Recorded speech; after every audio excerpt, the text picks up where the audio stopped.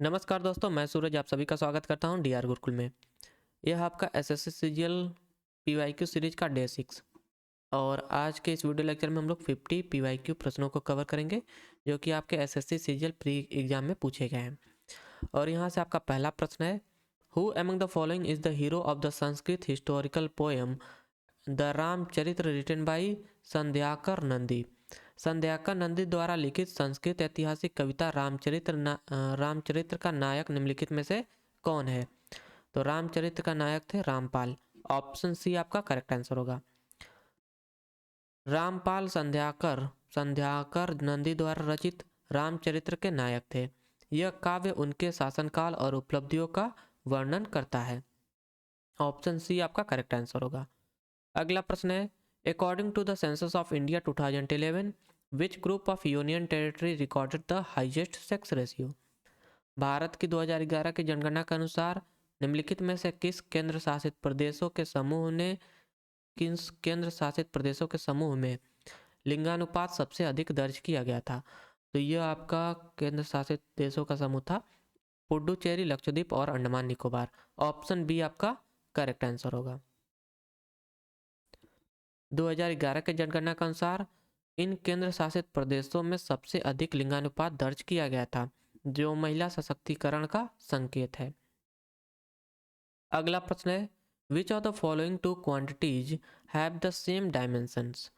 तो इनमें से आपका कौन सा दो क्वांटिटीज है जिनके सेम डायमेंशंस होते हैं? तो इसका करेक्ट आंसर हो जाएगा वर्क एंड टॉर्क, कार्य और आघूर्ण। कार्य और आघूर्ण दोनों का विमीय सूत्र जो है आपका डायमेंशनल फॉर्मूला एक समान होता है, जो बल और दूरी का गुणनफल पर आधारित होता है। ऑप्शन ए आपका करेक्ट आंसर होगा। अगला प्रश्न है यहाँ से, the doctrine of lapse was an annexation policy devised by which of the following governor general of India? तो लैप्स के सिद्धांत के रूप में जाने जाने वाली हड़प नीति का निर्माण निम्नलिखित में से किस भारत गवर्नर जनरल ने किया था? तो यह कार्य था डलहौजी का। ऑप्शन बी आपका करेक्ट आंसर होगा। डलहौजी ने हड़प नीति का निर्माण किया जिसके अंतर्गत उत्तराधिकारी ना होने पर राज्य ब्रिटिश साम्राज्य में शामिल कर लिया जाता था। अगला आपका प्रश्न है यहाँ से, विच of the following is a man made ecosystem? निम्नलिखित में से कौन सा मानव निर्मित पारिस्थितिकी तंत्र है? तो इसका करेक्ट आंसर होगा आपका ऑप्शन ए एक्वेरियम। एक्वेरियम जो है आपका एक मानव निर्मित पारिस्थितिकी तंत्र है जिसमें जल जीवों को नियंत्रित वातावरण में रखा जाता है। अगला प्रश्न आपका है यहाँ से, who among the following famous Indian women cricketer announced retirement in June 2022? निम्नलिखित में से किस प्रसिद्ध भारतीय महिला क्रिकेटर ने जून 2022 में संन्यास की घोषणा की थी? तो संन्यास की घोषणा की थी मिताली राज ने। ऑप्शन डी आपका करेक्ट आंसर होगा मिताली राज। मिताली राज ने जून 2022 में अंतर्राष्ट्रीय क्रिकेट से संन्यास की घोषणा की। वह भारत की सबसे सफल महिला क्रिकेटरों में से एक रही। अगला आपका प्रश्न है यहाँ से, which state government honoured Vani Jayaram with the M S Subbulakshmi award for the 2019? Vani Jayaram को 2019 में किस राज्य सरकार ने एम.एस. सुब्बुलक्ष्मी पुरस्कार से सम्मानित किया? तो यह सरकार है तमिलनाडु सरकार। ऑप्शन डी आपका करेक्ट आंसर होगा तमिलनाडु। तमिलनाडु सरकार ने प्रसिद्ध गायिका वाणी जयराम को 2019 में एम.एस. सुब्बुलक्ष्मी पुरस्कार से सम्मानित किया। वह पुरस्कार उनके संगीत में योगदान को मान्यता देता है। अगला प्रश्न आपका है यहाँ से, Which region in India receive less rainfall in summer but heavy rainfall in winter season due to the retreating north easterly wind? तो भारत में कौन सा क्षेत्र ग्रीष्मकाल में कम वर्षा प्राप्त करता है लेकिन उत्तर पूर्वी हवाओं के वापसी के कारण शीतकाल में भारी वर्षा प्राप्त करता है? तो यह क्षेत्र है eastern coastal region. Option D आपका करेक्ट आंसर होगा पूर्वी तटीय क्षेत्र जो है आपका। यहाँ पर गर्मी के टाइम में कम वर्षा होती है लेकिन ठंड के टाइम में ज़्यादा वर्षा होती है। पूर्वी तटीय क्षेत्र विशेषकर तमिलनाडु सर्दियों के दौरान लौटने वाली उत्तर पूर्वी पवनों के कारण भारी वर्षा प्राप्त करता है। यह क्षेत्र गर्मियों में कम वर्षा पाता है। ऑप्शन डी आपका करेक्ट आंसर होगा। अगला प्रश्न यहाँ से आपका दिया है मैच द फॉलोइंग का प्रश्न। मैच द फॉलोइंग का प्रश्न है, match the sport in the list first with the sport person in the list second who were in the news for their sport achievements in 2022। तो सूची 1 में दिए गए खेलों का सूची 2 में दिए गए खिलाड़ियों से मिलान करें जो 2022 में अपनी खेल उपलब्धियों के लिए चर्चा में थे। तो ये आपका करंट अफेयर से प्रश्न पूछा गया है। तो लक्ष्य सेन जो है ये बैडमिंटन प्लेयर है, तो इसका हो जाएगा ए का सेकंड। और जो आपका रमेश बाबू प्रज्ञानंद है ये चेस प्लेयर है, तो इसका हो जाएगा यहाँ से आपका फोर्थ दिया होगा चेस, तब हाँ चेस दिया है, तो यहाँ से आपका हो जाएगा फोर्थ सेकंड का। और जो आपके निखत जरीन है ये एक बॉक्सर प्लेयर, बॉक्सिंग मुक्केबाजी है, बॉक्सर है, तो इसका हो जाएगा इनका सी का फर्स्ट यहाँ से। निखत जरीन एक बॉक्सर है। और रुद्राक्ष पाटिल जो है यह एक शूटिंग प्लेयर है, एक शूटर है, तो इसका करेक्ट आंसर हो जाएगा यहाँ पर डी का थर्ड। तो आपका यहाँ से जो करेक्ट ऑप्शन बनता है वे बनेगा ऑप्शन ए। अरे फर्स्ट ऑप्शन आपका करेक्ट आंसर होगा, नहीं भाई रुकिए, इसका करेक्ट आंसर होगा ऑप्शन फोर्थ। ऑप्शन फोर्थ आपका करेक्ट आंसर होगा, यहाँ पर ए का सेकंड, बी का फोर्थ, सी का फर्स्ट एंड डी का थर्ड। अगला प्रश्न यहाँ से क्या है कि which of the following are the two basic categories of an ecosystem. निम्नलिखित में से पारिस्थितिकी तंत्र की दो मौलिक श्रेणियां कौन सी है। तो यह है terrestrial and aquatic. Option B आपका करेक्ट आंसर होगा। पारिस्थितिकी तंत्र की दो मुख्य श्रेणियां स्थलीय और जलीय है, जहां स्थलीय में भूमि आधारित और जलीय में पानी आधारित पारिस्थितिकी तंत्र शामिल है। अगला प्रश्न आपका है यहाँ से, for which of the following state was the constitution schedule and schedule tribe order second amendment bill 2022 introduce in the parliament.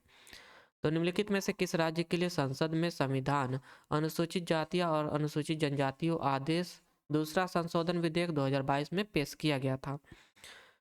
तो यह पेश किया गया था उत्तर प्रदेश राज्य में। ऑप्शन सी आपका करेक्ट आंसर होगा। उत्तर प्रदेश राज्य ने यह पेश किया था। ऑप्शन सी आपका करेक्ट आंसर होगा। उत्तर प्रदेश के लिए 2022 में अनुसूचित जातियों और अनुसूचित जनजातियों के लिए संविधान दूसरा संशोधन विधेयक पेश किया गया था, जिसमें आरक्षण संबंधित प्रावधान किए गए हैं। ऑप्शन सी आपका करेक्ट आंसर होगा।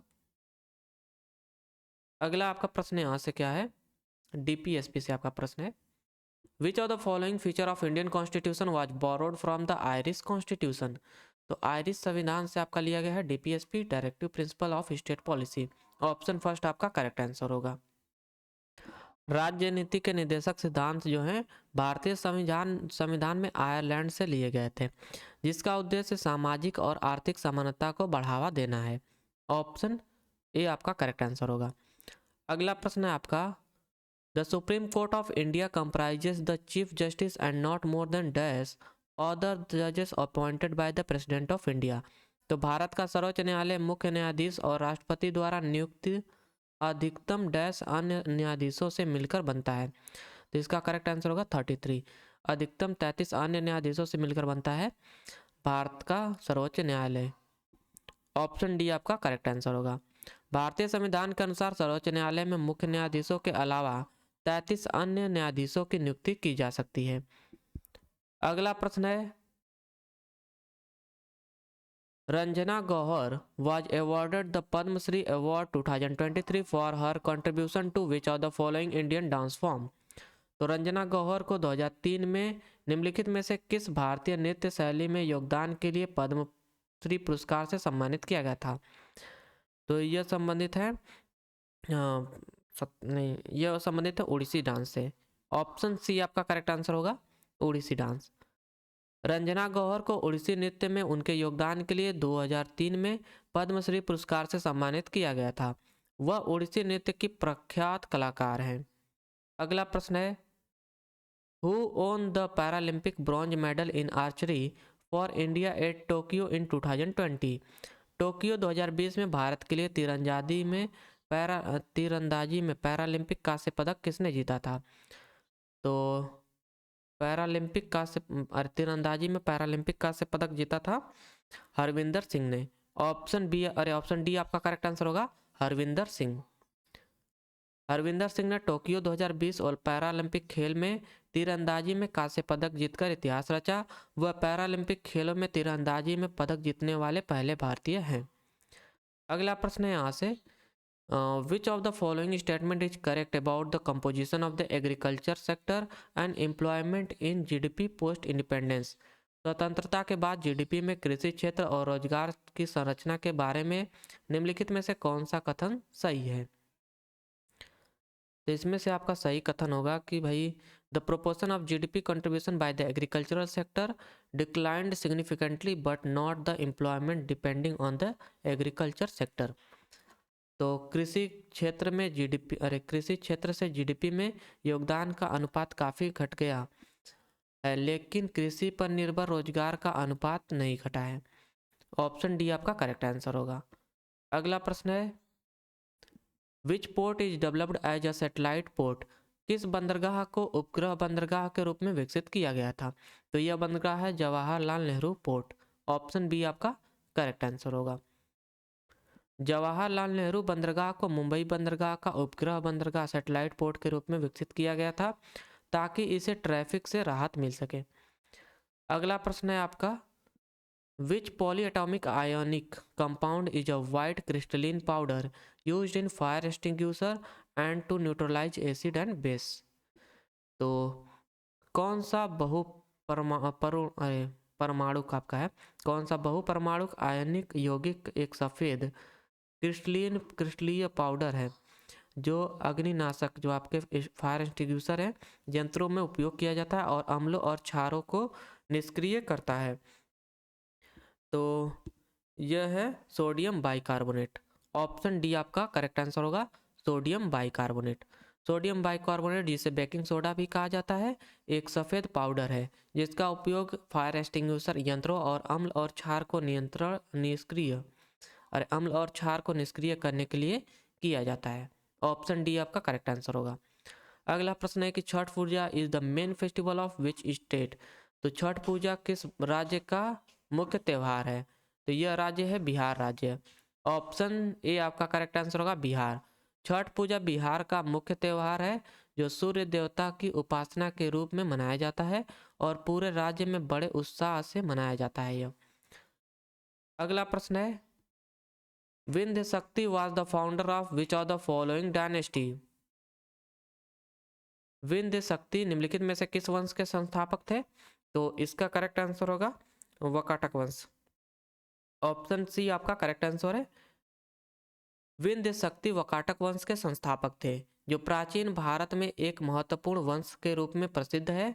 उनका शासनकाल मध्य भारत के क्षेत्रों में फैला हुआ था। अगला प्रश्न है, विच इंडियन सिंगर रोट राग सरिता। किस भारतीय गायक ने राग सरिता लिखा? तो राग सरिता लिखा गया है राग सरिता चिंतामण रघुनाथ व्यास जी द्वारा लिखा गया है।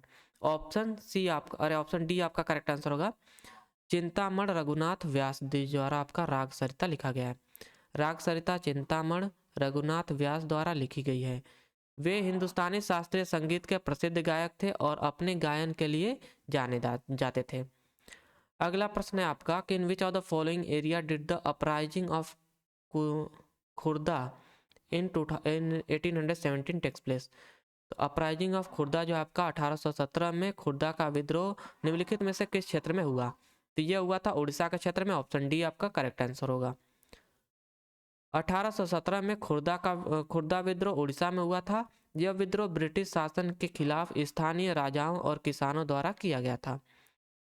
अगला प्रश्न है, the Central Bank of India और Reserve Bank of India was created before independence in the year 1934। The recommendation to create a central bank was made by a commission called as. तो भारत के केंद्रीय बैंक या फिर reserve bank का निर्माण स्वतंत्रता से पहले 1934 में किया गया था। केंद्रीय बैंक बनाने की सिफारिश किस आयोग द्वारा की गई थी? तो केंद्रीय बैंक बनाने की सिफारिश किया गया था हिल्टन यंग आयोग द्वारा। ऑप्शन डी आपका करेक्ट आंसर होगा, हिल्टन यंग कमीशन द्वारा इसकी सिफारिश की गई थी। अगला प्रश्न है sundari tree are found in which type of forest in India.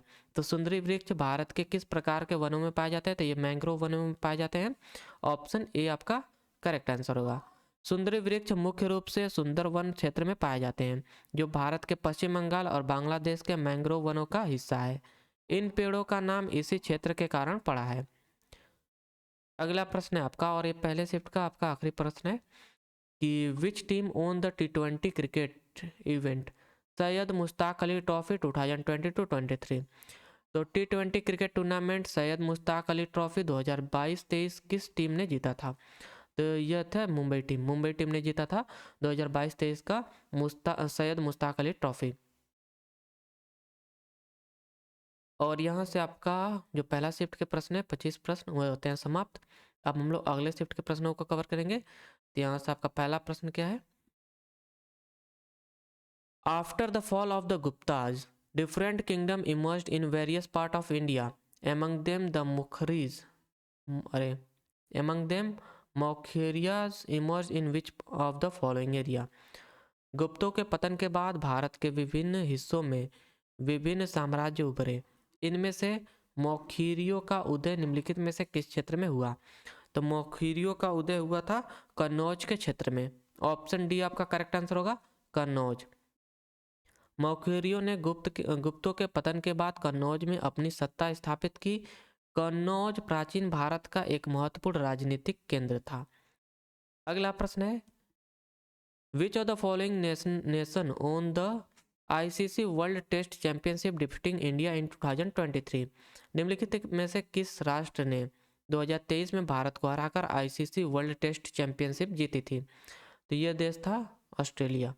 Option B आपका करेक्ट आंसर होगा, ऑस्ट्रेलिया ने 2023 में भारत को हराकर ICC वर्ल्ड टेस्ट चैंपियनशिप जीती। यह उनकी क्रिकेट में एक महत्वपूर्ण उपलब्धि थी। अगला प्रश्न क्या है, presently which of the following countries is not a beneficiary of India duty free tariff preference scheme. तो वर्तमान में निम्नलिखित में से कौन सा देश भारत की ड्यूटी फ्री टैरिफ प्राथमिकता योजना का लाभार्थी नहीं है। तो यह है अंगोला देश। ऑप्शन डी आपका करेक्ट आंसर होगा। बाकी रवांडा, बुरुंडी और म्यांमार ये सभी India duty free tariff preference के बेनिफिशियरी हैं। अगला प्रश्न आपका यहाँ से क्या है कि which of the following articles deals with the composition of Rajya Sabha. निम्नलिखित में से कौन सा अनुच्छेद राज्यसभा की संरचना से संबंधित है। तो यह है अनुच्छेद 80, आर्टिकल 80। ऑप्शन बी आपका करेक्ट आंसर होगा। अनुच्छेद 80 जो है राज्यसभा की संरचना और उसके सदस्यों की संख्या का वर्णन करता है। राज्यसभा भारत की संसद का उच्च सदन है। अगला प्रश्न क्या है कि the birth anniversary of Mahatma Gandhi is celebrated as the national festival of India in which of the following year was Gandhi ji born. तो गांधी जी का जन्म हुआ था 1869 में। महात्मा गांधी जी की जयंती को भारत के राष्ट्रीय त्यौहार के रूप में मनाया जाता है। गांधी जी का जन्म निम्नलिखित में से किस वर्ष में हुआ था। तो यहाँ से आपका करेक्ट आंसर हो जाएगा 1869।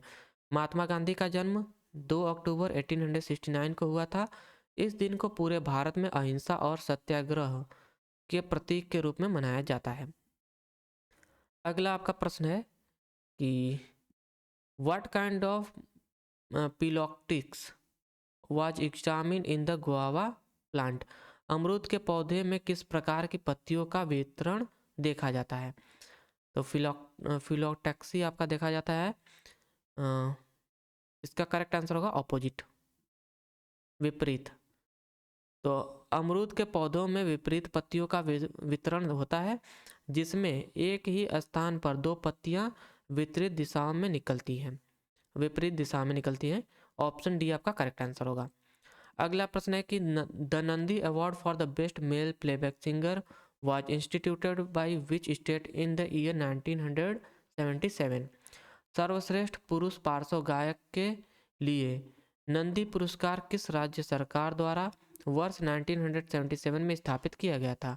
तो यह स्थापित किया गया था आंध्र प्रदेश सरकार द्वारा। ऑप्शन बी आपका करेक्ट आंसर होगा। आंध्र प्रदेश सरकार ने 1977 में नंदी पुरस्कारों की शुरुआत की, जिसमें फिल्मी कला और संगीत के लिए संगीत में उत्कृष्टता को सम्मानित किया जाता है। तो नंदी पुरस्कारों में आपका फिल्मी कला और संगीत में उत्कृष्टता को सम्मानित किया जाता है। अगला प्रश्न आपका है, Indian Olympic association was established in which of the following year. तो इंडियन ओलंपिक एसोसिएशन जो है इसकी स्थापना की गई थी 1927 में। ऑप्शन ए आपका करेक्ट आंसर होगा। भारतीय ओलंपिक संघ की स्थापना 1927 में हुई थी, जिसका उद्देश्य भारत के खेलों और ओलंपिक भागीदारी को बढ़ावा देना था। अगला प्रश्न है, which of the following is a public sector industry. तो भेल जो है आपका एक पब्लिक सेक्टर इंडस्ट्री है, और ये आपका जैसे कि देखिए रिपीटेड प्रश्न है, पिछले पिछले के शिफ्टों में भी मतलब ये प्रश्न आपका पूछा गया था। अगला प्रश्न क्या है यहाँ से, विच of the following is not a device parliamentary proceeding. निम्नलिखित में से कौन सा संसदीय कार्यवाही का एक सदन नहीं है। तो संसदीय कार्यवाही का एक सदन नहीं है आपका, साधन नहीं है, वह आपका फुल डे डिस्कशन, पूरा दिन चर्चा, ये कोई संवैधानिक कार्यवाही का साधन नहीं है। अगला प्रश्न आपका है यहाँ से, विच of the following river mark the eastern most boundary of the Himalayas. निम्नलिखित में से कौन सी हिमालय नदी पूर्वी सीमा बनाती है। तो यह है ब्रह्मपुत्रा नदी। ऑप्शन डी आपका करेक्ट आंसर होगा। ब्रह्मपुत्रा नदी हिमालय की पूर्वी सीमा निर्धारित करती है और भारत के पूर्वोत्तर क्षेत्रों में प्रवाहित होती है। अगला प्रश्न है कि what is the empirically fitted relationship between the rate of exchange of money, wage and rate of unemployment known as। मुद्रा, मजदूरी और बेरोजगारी की दर में परिवर्तन के बीच अनुभवजन्य रूप से फिट संबंध क्या है। तो यह है फिलिप कर्व्स। ऑप्शन डी आपका करेक्ट आंसर होगा, फिलिप्स कर्व। फिलिप्स कर्व बेरोजगारी और मुद्रास्फीति के बीच एक विपरीत संबंध को दर्शाता है, जिसमें उच्च बेरोजगारी कम मुद्रास्फीति से संबंधित होती है। अगला प्रश्न है, which of the following is India's national academy of dance. निम्नलिखित में से कौन सा भारत का राष्ट्रीय एकेडमी है। अरे भारत का राष्ट्रीय नृत्य एकेडमी है यहाँ पर। तो इसका करेक्ट आंसर होगा आपका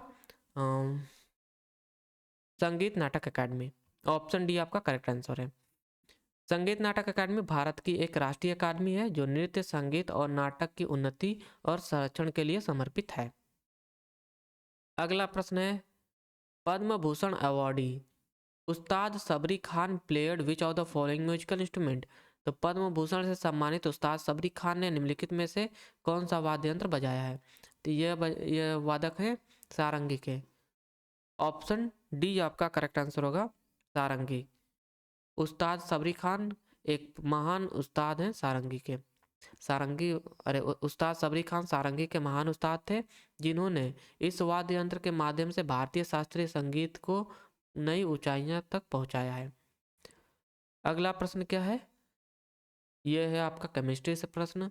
transition element are the element that are found in group 3 to 12 of the modern periodic table that constitute the dash. तो यह आपका कॉन्स्टिट्यूट करता है डी ब्लॉक। ऑप्शन ए आपका करेक्ट आंसर होगा, डी ब्लॉक। ट्रांजिशन एलिमेंट जो है आधुनिक आवर्त सारणी के डी ब्लॉक में पाए जाते हैं और उनके पास अधूरे डी ऑर्बिटल होते हैं। अगला प्रश्न है, a small object is placed on the focus on the left side of the convex lens where will be the image formed.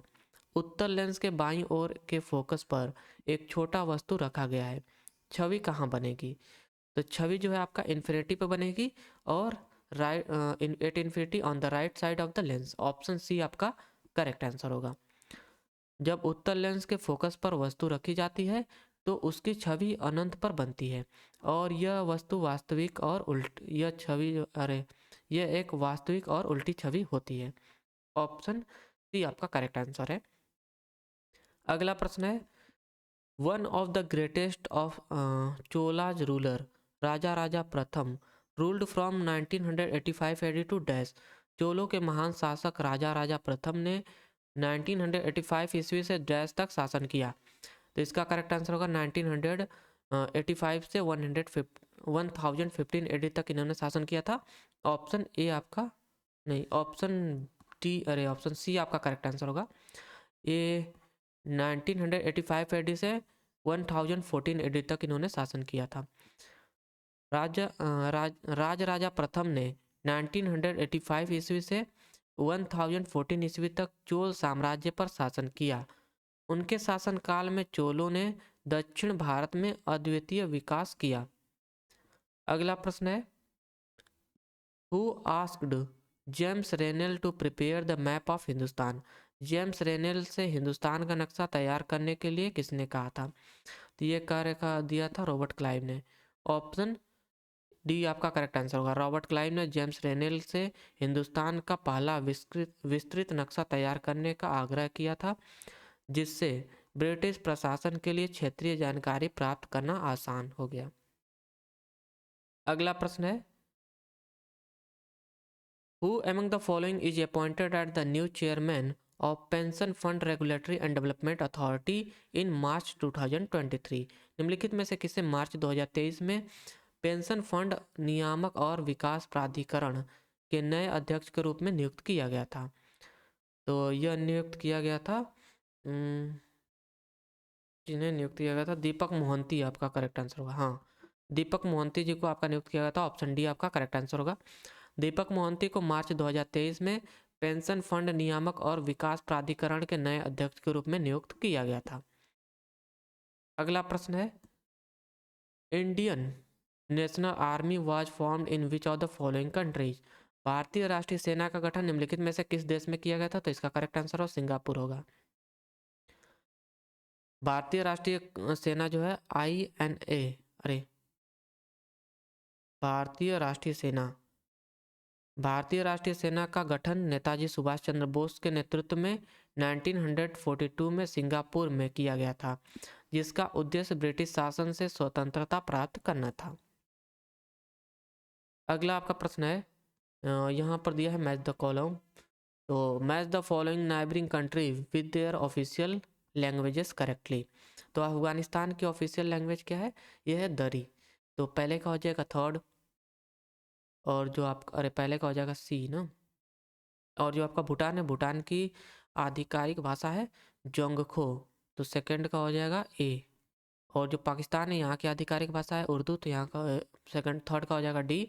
और फोर्थ जो म्यांमार है, म्यांमार की आधिकारिक भाषा है बर्मी, तो इसका हो जाएगा B.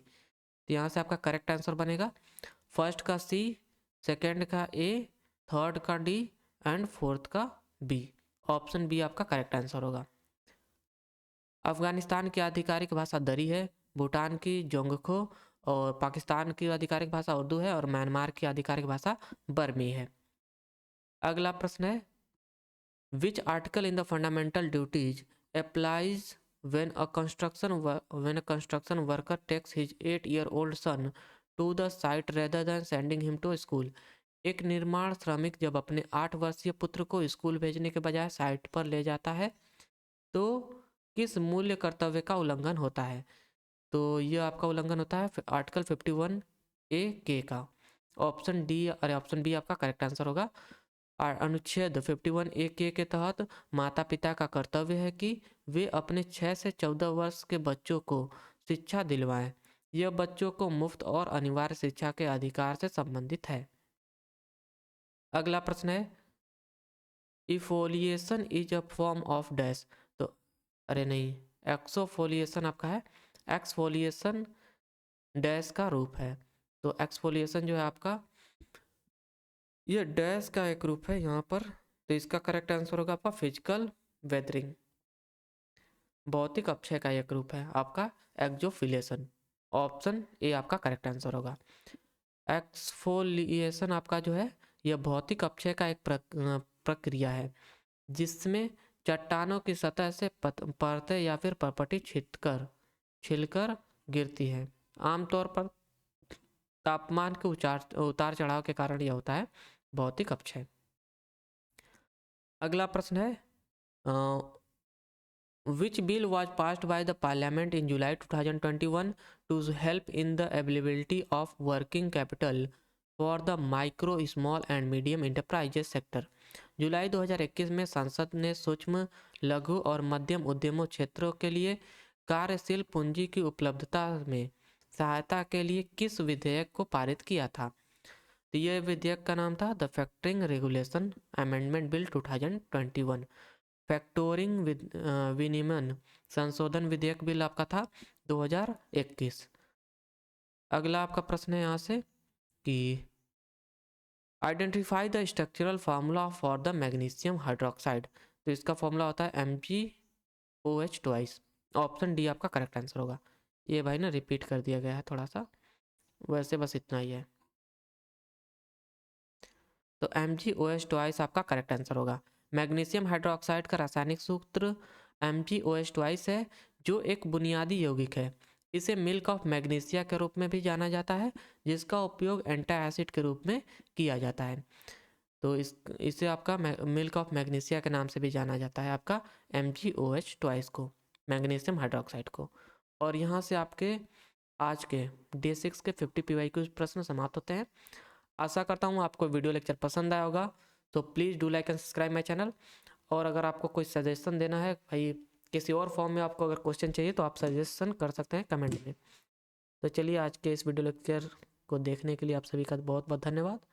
Thank you for watching. Have a nice day.